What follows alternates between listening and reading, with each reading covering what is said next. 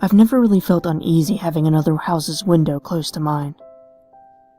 Living on a small island that happens to also be a popular summer shore town, most of the houses are placed close together to take up as much room as possible to accommodate more vacationers as the numbers grow each year.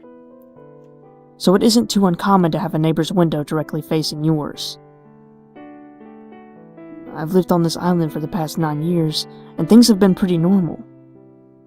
My family and I have lived in 4 houses on this island, all relatively fine except for one, which may or may not have been haunted. Some creepy stuff happened, but nothing too freaky to be alarming. Everything was fine. Until we moved here.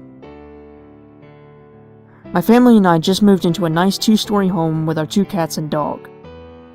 It has a nice front porch and plenty of windows, at least one in each room. The window in my room faced the house next to ours, and anywhere you stood in my room, you could pretty much get a perfect view of the windows of the other house. This was fine, of course, since I could just pull down the blinds if I felt too paranoid or that someone was watching me change or something silly like that. It was just a summer rental, though, and we had met the neighbors. They were lovely people. I was never afraid to keep my window open when they were there. It was usually loud and the house filled with kids and parents alike. Always families. Nothing had really been strange until about 2 weekends ago. I sit with my laptop on my bed a lot, which leaves me in full view of our neighbor's window.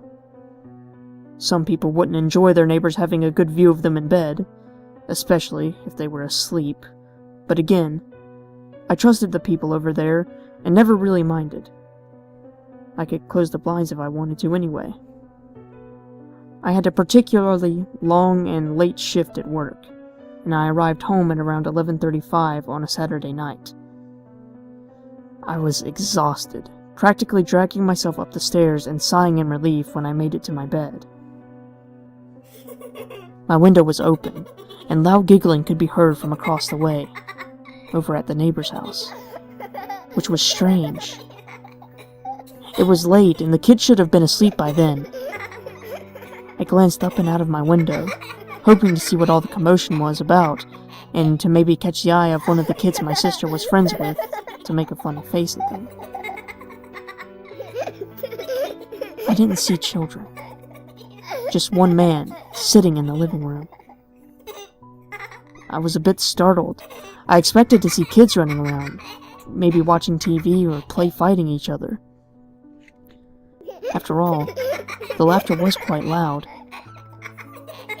But it was just that man, sitting there and looking out the window. Right into my window. It was dark in the house, so I couldn't quite see what he looked like, but he was definitely older and had a bit of facial hair, a short beard and glasses. He was just staring at me.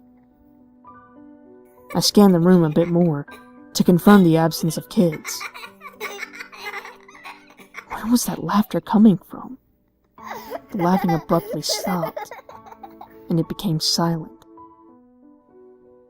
The man, still looking in my direction, slowly rose from the couch. He was just standing there. I got really nervous and quickly shut my window, closing the blinds. Maybe a new renter? Or perhaps the kids were asleep. Was I hearing things? Crap, I was probably so tired I could have imagined it.